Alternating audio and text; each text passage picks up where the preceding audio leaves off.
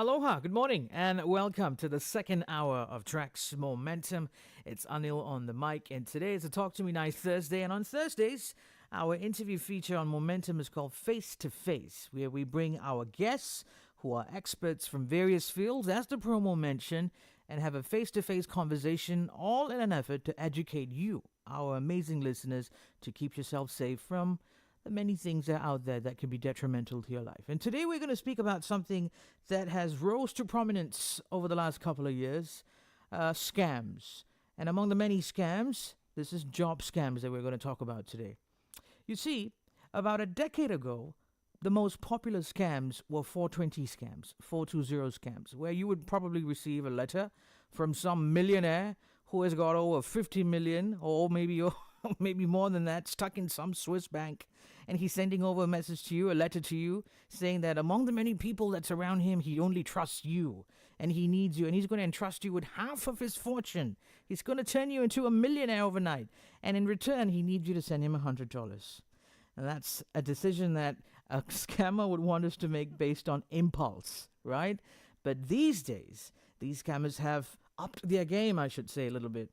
They want to build a relationship with you. They build a trust with you through the many apps that are out there, messaging apps. You know, they play a long game, a very long game that can actually leave an indelible mark, a black mark in people's lives. And it's led to, the destruction of many people's lives. So today we're going to tackle this issue, talk to our guest today, and let him explain to us how we can protect ourselves from this. And he is none other than a man who is no stranger to this container over here. His name is Dr. Shamir Rajadurai, a crime prevention specialist from Prevent Crime Now. Dr. Shamir, good morning. Good morning, Anil. Thank you for having me on. It's always a pleasure being back at Trax. And I have to say, I really appreciate the effort that you guys put in educating people on the current scams which are going on. Of course. I think if not Trax, who else, Yes, right? To yes. do things like this and educate people. So maybe you can start off by giving us an overview on how are job scams these days carried out? What is the modus operandi of these scammers? Okay, so first of all, they will probably say you don't need much experience. And, the payout is extremely good. Yeah. And it's going to be an international job. Food, accommodation, all provided. And these scams would be actually on proper platforms. It also could be on social media where they just promote it. And it also could be that, it's through word of mouth. And then you would be so enticed by this offer and you would be like, okay, I want to be part of this. And you sign up and it's not exactly what you sign up for. Right. You see, the thing about job scams is that it is very, very popular right now here in Southeast Asia. And I think sometimes people just lack the awareness to read between the lines and see a job offer that seems too good to be true. I mean, sometimes, to me, it seems ridiculous that someone in Cambodia, some company in Cambodia wants to hire me and pay me a 10 grand a month salary just to do telemarketing. I'm like, what? No way. I don't think I will even hit that with commissions if I do that job over here. So what are the tactics that these people use to lure people into them? So, of course, it's always a high payout. And I think that's what most generations look out for, especially the younger generation, right? So, oh my God, good fresh grad, and I'm getting this payout. Whew, I'm definitely taking it. But I think what really gets people trapped into the whole thing is that during the interview process, it is not as what you would think that, you're going to see a gangster sit down full of tattoos and he's going to interview you. I want to test out your telemarketing skills or your IT skills, What actually happens is you'll have the most decent looking people in that interview session. Someone that looks like you. If you were to interview me, I'd be like, oh, this looks legit, right? Yeah. So that's what they do. They'll have very good looking or very decent looking women and men who are conducting these interviews. So that really makes you feel like, oh my God, this is actually real. And the setup, it won't be in a simple, like a rundown place. It will be in a proper, maybe an office which they've rented out just for this, just to get the right candidates in. And it's not always just a telemarketing role. It's also sometimes IT roles, right? And managerial roles, so on and so forth. So all these things get very enticing, especially when you realize, okay, it's an international job, international company, and they will give you proper information. Now it's the fact that you have probably not done your due diligence to realize, hey, this company is not hiring. And also what you will actually see sometimes, if you go to some companies' websites, you will see they've actually put out a page that says, hey, we are not the ones that are going around hiring people. There are no jobs open at the moment. It's all a scam. Yeah, that's something I came across with, that some of these tactics that the scammers actually deploy is brand leeching. They steal the brand identity of other established companies and put up this front to say that they are representing this company and so on, and hire people. And like I mentioned in the preface, right, they have become so good, and it's no, scamming people is no longer based on impulse. It's based on trust. Yes. And what they do is they hire people who are very eloquent, as you mentioned, right? People like you and I, who speak very well, who put up this front of a perfectly well-established organization. Yep. And then people fall trapped to this. Doctor, any recent cases that you can share with us of how people have fallen victim? Actually, there are just so many. And I think there's been a lot of movement as well. And there's been a lot of reports that, a lot of our Malaysians have been taken to Cambodia. Here's the thing. Now, with the news that, okay, Cambodia is a hub, the job offer doesn't say Cambodia. Yeah. It might say Australia. It might say else. Singapore. It might say, any of these countries which, would entice you to come there. And then they say, okay, at the airport, they say, okay, give me your passports and all. And then They take them to the border. Take them to the border, and that's it. You've now a whole different thing, right? They threaten you, they threaten your families. They've got all your information because, when you sign up, you give all your information. Your full name, your IC number, your house address, your contact number, your emergency contact, what is that relationship to you, and they have all these details, right? And then they say, okay, if you do anything, if you try to scream for help, I'm going to do this to your family. Right. Let's jump in for a break, and when we come back, we'll dive further into this topic over here. Today on Face to Face, I'm speaking to Dr. Shamir Rajadurai. He's a crime prevention specialist from Prevent Crime Now, and he's today speaking to us about job scams and exposing them to us. Don't go anywhere. Face to Face, we'll be right back.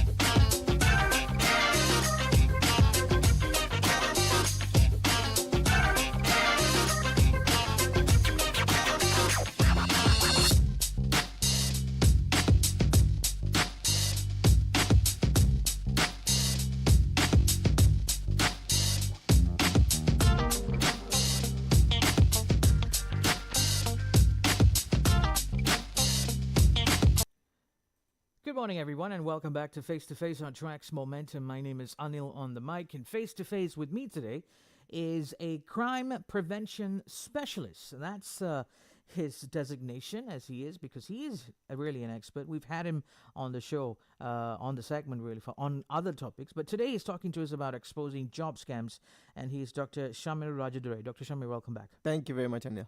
Okay, now let's talk to everyone and tell everyone about the process after once someone has fallen victim to these scams. What is life like for them? Okay, so the minute you're overseas, and even though the job tells you it's going to be a nice country, you're probably in another third world country. Yes. And you are definitely isolated from the larger part of society. You are kept in camps, to say. Yeah. But of course they call it hostels. All right.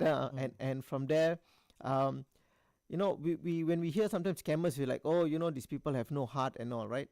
But what we don't understand, the people who are calling you sometimes, if they don't hit their KPIs, they get punished. And you would not want to be in their position when they get punished. We've seen videos of some of these people being punished, and it's brutal, right? You actually get beaten, your fingers get broken. So they work hard, to say, so that they can have a safe life. Right. So, of course, I'm not saying all these scammers are doing it unwillingly, but there are some who, of course, they do it because it's good money.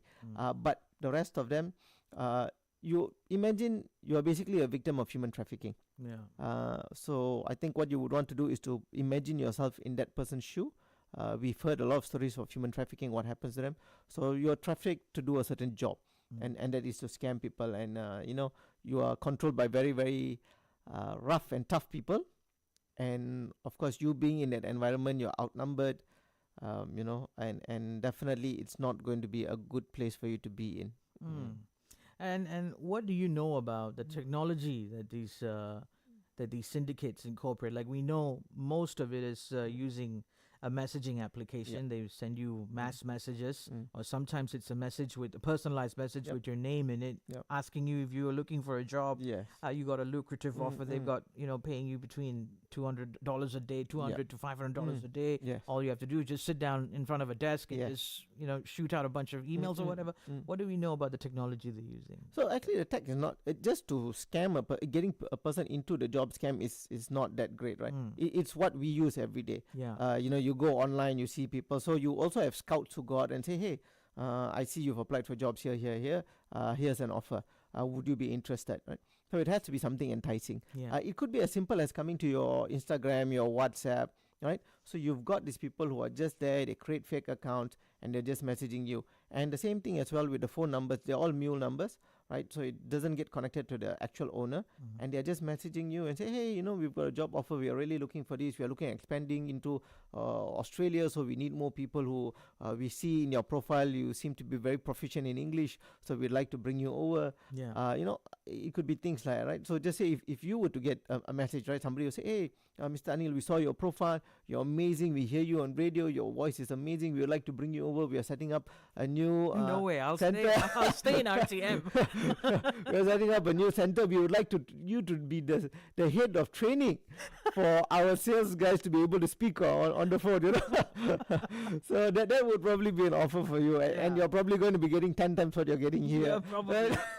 I'd rather stick to what I'm getting here because that's too good to be true for sure. Yes. Right? I read a story a couple of months ago of an account of this one young boy who got an offer like this, and he fell into the trap. Right? For him, it was his dream job, apparently. It was his dream job. The way the job was, depicted to him was just exactly whatever he wanted to do in life. Yeah. The salary was enticing enough. It was such a good salary package. It was in a foreign location, so he was told. Yep. Right, and he was, was so elated, was so excited that he went and told his mother, his father, his family members, his cousins. He informed his entire family. Okay. Right, and then what happened was, just a couple of days before he was supposed to start working, he gets a message from the scammer saying that, okay, we have to onboard you, but to onboard you, we've got to send you your laptop, your working machines, and for that, we will need you to deposit $2,000 into our account. Okay. So You see, this is what it does, right? Yep. They lure us and they build our Yeah. trust. And we are so invested in this opportunity because Right. we think this is it. This Yes. is my break, right? This is where I'm going to transform my life. And after all, it's only 2,000. Yes. And he went to a loan shark to take money. He went to a loan shark to get Okay. that money. He gave 2,000 Mm. and they wanted a further 2,000. And it's just snowballed, Yep. snowballed. And then what happened at the end? He eventually ended up with two problems, a loan shark issue Yeah. and also being caught with the scammer. Yes. Mm. And that's the kind of things that happen, right? Mm. You know, it's good that you've highlighted this part of the job scams, right? Because Sure. what most of us always hear about is that, okay, you're going to be taken overseas, and what happens when you go overseas. Yeah. But now, these guys, okay, now we have one which is local, whereby, hey, you know what? Why not you transfer money to me first? Yeah. Right? So here's the thing, right? Just think of it like this. You are getting a job, right? Why should you be paying? Paying. Right? But again, you know, it's fair to say, you know, why not we just put in an earnest deposit just so that we know in good faith that you are, you know, going to take the laptop and you're not going to run away with it. You know, all this kind of nonsense. But again, they think of it this way, right, Anil? As much as if you go for an interview, how you would oversell yourself, Yeah. when they want to hire you, they are going to oversell themselves, right? And they'll say everything that you want to hear. Imagine if I am going to try to tackle you. I want to woo you, right? I want to go out with you. So I'm going to say everything that you want to hear. Same thing with a job scam, right? Yeah. I'm going to say everything you want to hear. Correct. Right? Yeah. We were speaking off air about the many raids that have happened in our country on the scam call centers. Yeah. And I remember the one that was the big bust Yeah. in Cyberjaya. In Cyberjaya, it was a gambling Yeah. center. It was an MSC building, I Yeah. believe, right, in Cyberjaya. And yeah, immigration did an amazing Yeah. job. But you know, what's interesting is that how were they able to operate for so many months, right? Yeah. Uh, That is one. The other thing that caught my attention during the raid was that they found pages and pages of scripts, yes. meticulously handcrafted scripts Yeah. on how a scammer should speak. Mm. And it even had a workflow. Yeah. It had a workflow. So the chart would say, if he says no, this is what you're going to tell him. Yes. If he says yes, tell him this. If he's on the fence, if he can't make up his mind, you tell him this. Okay, and then what to do next? Yeah. Next. So meticulously planned. Yes. which yeah. You Exactly. So we have to realize scammers are extremely well equipped, right? Not just by technology, but by human resource as well. So they do have people who like, okay, psychologists, right? Yeah. If I want, or the best sales gurus around, okay, if I want to close a sale on the phone, what is the process Yeah. for? How do I do this? How do I do this? Everything, right? How do you speak? Right, everything. That's why I say they would hire someone like you, right? You need people who can speak I'm well. your best example, am I not? Yes. We would- So now, doctor, let's get to the crux of this conversation. Yeah. All right, part of what we want to do is we want to inform Yep. so that we can empower our listeners. Yes. Right. And you know, part of our TRAXXfm demographic is we have a lot of youths, fresh graduates who just graduated in the job market looking for a job. And you know, of course, with the way prices of goods these days are, people want to look for a high-paying job. So let us now educate our listeners. Okay. How do they protect themselves from falling victim to a job scam? Okay, I think the first thing, especially the younger generation, needs to understand is don't believe what you see on social media. You've got so many of these influencers to say, which are going and telling, oh, you know, this is what your starting salary should be, or this is what I am getting. You know, very interestingly, we were just having a conversation with some of my buddies yesterday, and they were saying some of these fresh grads would come in, zero experience, demanding 6K salary, right? And these guys thinking when they started as senior members also, they were not even getting Nowhere that, right? close. So, Yeah. you know, it's because then people post online and they always exaggerate the amount online, right? Oh, I'm getting 10K in this company. I'm getting 15K in this company, right? So the younger generation assumes that is the benchmark, Yeah. right? And that's what happens from there. Is that okay? Now, I am going to be a scammer. I am going to give you that amount, right? So one thing I think they need to realize is, look, you're a fresh grad. Be realistic of what the market rate out there is, right? Okay. And again, if the offer is too good to be true, something must be up. You must think to yourself, I've got no experience or I've got little to none. Yeah. Why is this job offer at this price? Right? So that would be a good thing to think about. Okay. Yeah. To start with, okay, why is this job offer priced at, paying me this much amount of money? Yes. It's a bit, too high, ridiculously high compared to what it's being. What do you have to say about, potential job seekers who have got an offer to work overseas, like they've got an offer to work in a foreign country. Do you think they should maybe cross-check with the consulate, with the foreign consulate, with the Malaysian consulate in those countries to see if this company is legit or not, or those kinds of things? Two things. One is, yes, do check with the consulate. Second is, call the company up straight in their direct line, ask to be connected to HR, and said, is this person who interviewed me actually in this company? So that's when you would know, right? If yes, can I please speak to the person? Yes, I just want to confirm that this was not a scam, simple as that. Right? Are there any preventive measures that are in place in today's time to protect our people from falling victim to these scams? If you ask me about technology, no, there's nothing much. There's nothing that says, hey, I applied for a job, it's a scam, right? Nothing. One thing, I think a few things should be done is that any of these job agencies, one, they need to do their due diligence. Two, any of these online job searchers, you've got these big brands and all out there. When companies apply, they really need to do their due diligence to make sure that this is a legitimate company. It is. I know some companies, what they do is that if you don't have a local entity, they don't allow you to register and promote the job. You must have a local entity. So just say if I wanted to put a job posting in Indonesia, I must have a local entity there. Right. So that's good, but you need proper due diligence to make sure these are not scam centers and all. But yeah, if you ask me in terms of technology, there's nothing much. It all comes down to the knowledge that people have. That's why I think segments like this on Trax is amazing. Correct. Because this is actually the platform where you actually give people that knowledge to, hey, these things are happening. If I were you, I would double or triple check if necessary, right? So kudos to you guys. Thank you. Kudos to you too for coming over here and doing this. Do you have a story to share with us on your experience of saving someone who has fallen trapped to this job scam? Close to falling victim to a job scam, yes, right? Tell us about it. Okay, so again, somebody had a very good offer. And when the family member was telling me about it, he said, hey, my nephew had a job and all, amazing job and all. And when they said the price, I was like, I can't remember the exact figure. But at that time, I was like, hey, are you sure it's not? What was the role? It was a junior role again, but very high price, right? And again, foreign country and all, and it was one of the Middle Eastern countries, right? And when we say Middle East, okay, we're like, okay, they probably have the money to throw at it, right? But just casually, I just simply mentioned, everybody just joking around. I say, hey, careful lah, tengok job scam, I just passed a comment like that, right?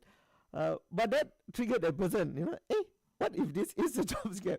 Then he said, hey, actually, Shamir, can I have a chat with you, in detail? Let me bring my nephew over and let's have a proper check, right?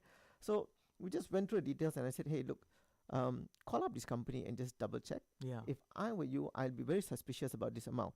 Right, I said not putting down what you've achieved, but you have to be realistic. You're a junior guy, right? This is actually a very senior pay, a very very senior pay, right? So, and also why I was able to also notice that is that I had a buddy who worked in the Middle East, and he told me something very interesting. He said they don't pay expats as much as Malaysia would pay an expat, and I said why? They really? Said, so he was in Qatar. And he was there as a manager in Qatar. And he told me, Shamir, my salary as an expat, as a foreigner, is the same as my admin. Wow. I said, how is that possible? He said, admin who was a local. An admin who's a local in Qatar. Qatari. A Qatari, right? And I said, why is that? Then he said, look, Qataris, they take care of their people first. Right? So... Of course. See, this is something you got to think. Why on earth would someone from a foreign country want to pay you big fat salary when they can afford to, pay that amount of money to the local? He's a manager in that company. He said, but if somebody were in my position who's a Qatari, they would probably be getting 4 times more what I'm currently getting. So I think just coincidentally, I just had that chat with that person, many years ago, and suddenly this boy gets this offer. So I said, I especially in the Middle East, I think your salary is a bit too high for an expat or foreigner, right? Yeah.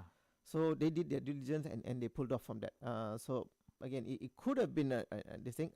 We have no idea until now to whether it was or not. But I think when they double checked, they said, okay, it's probably not real. Let's just pull up. Right. When we talk about things like this, Doctor, we always use another term. Prevention is better than cure. Yes. Right. We want to prevent anyone from falling victim to this. But I think the motivation behind everyone looking for a high-paying job is maybe one, family necessities, Yes. needs to provide for a family. Yeah, that one we can't help it. That's just a responsibility of a working man or a woman maybe Yeah. to support their family. Another thing, I think, correct me if I'm wrong, right? Please. I think it's social media toxicity. It's, when they see their friends flashing, extravagant watches and driving cars and having holidays by the beach, enjoying the sunrise and the sunset by this one flamboyant beach, maybe somewhere, maybe in Dubai, near the Palm Jumeirah, or Yep. something like that. And they see their friends having such a life, living the high life, and they think, oh my God, I want that too. And this is actually a result of, we don't know whether it's real or not. It's on social media. And the young ones, they get lured into these kinds of things just because they get influenced by that. Yep. Right? And you're very, very right. It's very true, right? So one of it is mainly family necessity, right? They're like, okay, I'm going to be the one that brings my family maybe out of poverty. Yeah. I'm going to be the one that takes care of everybody in my family after this. Right? Correct. So it's always the money that lures people in, and all the extra benefits that come with it, right? Again, like I said during the interview, they're going to woo you, right? And the other thing is, of course, social media. Social media, I would have to say, in this instance, would be secondary. It's more of the money that's offered and the chance to transform your life. Right? I think a lot of us are looking for the experiences, right? Correct. If somebody were to come and offer me, a job, of a very good amount, it's of course something like, oh my God, it's amazing, right? Correct. But of course, in our line of work, we always do a lot of due diligence. So we always like, okay, we've gotten, sometimes calls, hey, we'd like to work with you on something, on a certain project. These are the details. Let us have a chat. When I have a chat, I say, look, they're too dodgy, right? A lot of information is not shared. So again, why people get lured in, is poverty. And it's also mainly because people just want to make a change in their life and their family. And also another thing is, I think this is a very toxic culture that we have. Yeah. Right? Oh, you see, Ramu's son is doing so much better. Oh, He's a yes. doctor, he's over there, Tell me about it. What are you, Yeah. No. So- Been there. I've been there. Yeah. So I've been through the entire drill. yeah. So that's one thing. Oh, the neighbor's son is doing better than you. So that's another thing that we have, right? And we always have this thought process of the grass is greener on the other The side. other side. Yeah. My nephew is in Australia, right? Yeah. But is he in Yeah, that? you never know. He could have been living in a cubicle for 10 years Yes. to build his life up from scratch in Australia. True. Yeah. No, true. But it's always that, right? We always compare and we always think the grass is Yeah. greener on the other side. Are there any? You see, this is the other thing. When an potential, when an employer seeks out to employ a potential employee, they run background checks Yep. on the individual. Are there any services where we can run a background check on company? None available. None available. So maybe that's an idea for you to start that. Maybe. Yeah. But yeah, actually, like we said, a lot of companies, especially, okay. But first of all, the biggest red flag out there is that if they don't want to give you the company's name, they say it's confidential. It's confidential. Oh, right. That's the biggest red flag out there. Okay. Right? Okay. So, since you touched on the red flag, Yep. give us a list of the red flags that we need to look out for. Okay. So of course, first thing, salary that's too good to be true. Okay. Okay. Second is it's in a foreign country. Okay. Because if it's in Malaysia, it's much easier to do your background check, right? Right. You can just call the company up straight away, Google the company, it exists or not. Right. Right. Three, also then you want to see is like what I said earlier, right? What did I say the red flag was? I just Oh my God, we got so engrossed in it. Yes. What was it again? was it? Oh my God. It's okay. It's okay. Go on. Yeah. But right, all these things are there, right? Yeah. And these are some of the things that we really need to look out for. So the best way is, call the company up, see, or send an email. Confidentiality of the name of the company. Yes, Yeah, that was red yes, flag, okay, yeah. sorry, we were having an interesting chat, just flew past us. Who would have ever thought a conversation on job scams can be so interesting? Right? Yes. Yeah, but anyway, this is the spin we want, so people enjoy listening to it and take away something from it. Yeah, go on. So if they say we cannot tell you the company name, Yeah. because we want to Can't reveal the name of the Yes, can't company. reveal the name of company and all. We are working on a secret project, this, that, So Right. those are all red flags, right? So because that prevents you from actually doing due diligence. Okay. Right. Okay. All right. Dr. Shamir, thank you very much for coming back again. We've reached the end of our conversation. I think our listeners and myself, we learned a lot. And, we can't have Dr. Shamir out there to educate everyone all the time. So I think it's good that we brought you onto a platform like this and we disseminated this information to our listeners. And I think they can be walking advocates of what you just told us. So there's three things. For instance, if the salary is too good, if it's in a foreign country, and if the potential recruiter tells you that they can't reveal the name of your future employer, those are all the important red flags that you need to look forward to. Before I let you go for today, Dr. Shamir, any words of advice that you have for job seekers out there who are looking for a job? Just first of all, stick to the proper platforms. Try not to look for jobs on social media, but you've got proper job platforms. Go through that. And I think that would be the first step to keeping yourself safe. Second is that do your due diligence. Right? But I also want to add on is that, for all those listeners out there today, please do share this information. Like what you said, you have to be advocates. You have to share this information. And again, drop in a message and thanks TRAXXfm for having us on here sharing this information. Right. I think really a lot of people need to do what you guys are doing, and really thank you very much. Thank TRAXXfm. And if you are planning to open up a broadcasting agency in some other foreign country, don't call Anil on the mic. I am not leaving my job at Trax. I'm staying over here. Dr. Shamir, have a good day. Thank you. Thank you very much, Anil. All right, that's a wrap for today's edition of Face to Face on Trax Momentum. We spoke to Dr. Shamir Rajadurai, a crime prevention specialist from Prevent Crime Now, and he today exposed on job scams to us. And if I can echo the three major red flags that he highlighted that we should be wary of when someone approaches us to offer us a job is if the salary is too good to be true, if it's in a foreign country, and most importantly, if the recruiter is not revealing the name of your potential employer, then it may seem to be maybe phony. So be cautious and protect yourselves at all times. We'll go in for a couple of songs, and coming up at 12 o'clock is the news, and then after that, I'll be seeing you for the third hour of Trax Momentum. Don't go anywhere.